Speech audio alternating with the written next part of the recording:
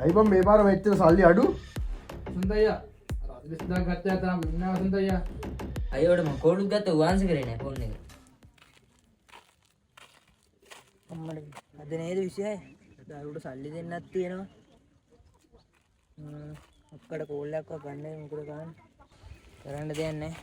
Phone එකක් එන්න කියලා මම අක්කට කෝල් එකක් ගන්නවා. එජ්ජා පැත්තකින් තියලා.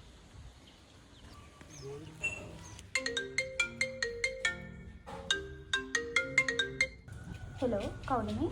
අක්කා මම මල්ලි. ඔයාද? කියන්න. අක්කා මම කෝල් ගත්ත කියලා අයියට කියන්න එපා හරිද? මට පොඩි උදව්වක් ඕනේ.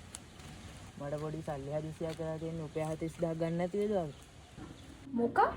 එච්චර මොකටද? අනික තමසේ වැඩකටවත් යන්න නැතුව මොකටද ඔය ණය ගන්න යන්නේ? මල්ලක කොහොමද තිබ්බත් තමසට දෙන්නෙත් නැහැ. තමසේ ගන්නේ කිව්වොත් මම තමසේ බෙදලා තියාගන්නේ. නැත්තම් මම දානවා තමසේ කරන්න ඕනේ. හරි අක්කා හරි මම බලලා මොනාරි කරගන්නවා. මොකද සුදු මේ කෑ ගහන්නේ? කාටද ඔච්චර සද්දේ? වෙන කාටද ඉතින්? ඔයාගේ මල්ලිට තමයි. මල්ලිට? ඒ මොකටද? ඒ මොකටද? ඒ මොකටද තමයි. ඔයාගේ මල්ලි අර කොහෙදෝ ගිහලා කාටදෝ ණය වෙලා. දැන් මෙතන අපෙන් සල්ලි ඉල්ලන. අපිට කොහෙද තියෙන සල්ලි නැත්තනේ? බබා මේ අහන්නකෝ. අනේ මේ ඊළඟ මගේ ෆෝන් එක අරන් එනවා.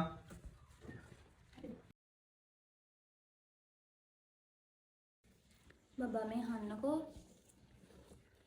කියන්නකෝ. මං කියන දේ ගැන වැරදිට හිතන්න එපා. දැන් ඔයාගේ මල්ලි පොඩි ළමයෙක් නෙමෙයිනේ අනේ. එයා දාගන්න හැම ප්‍රශ්නෙකටම අපි පලි නෑනේ. අපි බලි නෑ. ඔයාටුගේ අගයන් නැති වුණාට මගේ මල්ලි කියන්නේ මගේ හැමදේම. ඔයා මේ උට කෑ ගහනකල් බලාගෙන ඉන්න. ඔයා හිතන්නේ මං කවුරු කියලාද? අනේ එහෙම දෙයක් නෙමෙයි සුදු මම මේ කියන්නේ. එහෙම දෙයක් නෙමෙයි. ෆෝන් එක ආන්සර් කරන්නේ නැහැනේ. මොකද කරන්නේ?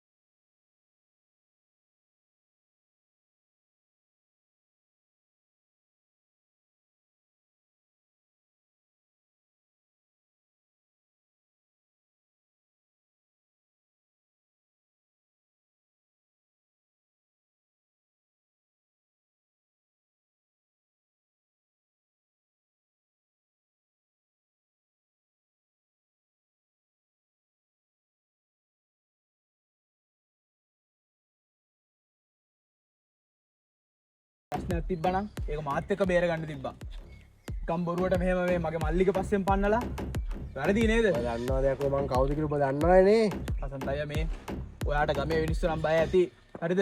මගේ නම් ඔයාට කිසි බයක් නැහැ. හරි? මටවත් එක ප්‍රශ්න දාගන්න ඕනේ නැහැ. හරි? මගේ මල්ලි වගේ කීයද ගත්තේ? 40000. මේ තියෙන තමසේ සල්ලි. මේ ප්‍රශ්නේ මෙතනින් ඉවර කරමු. මොකද මගේ මල්ලිගේ අතර තියෙන සහෝදර බැඳීම ඔය ඔක්කොටම වඩා ලොකු එකක්. හරි?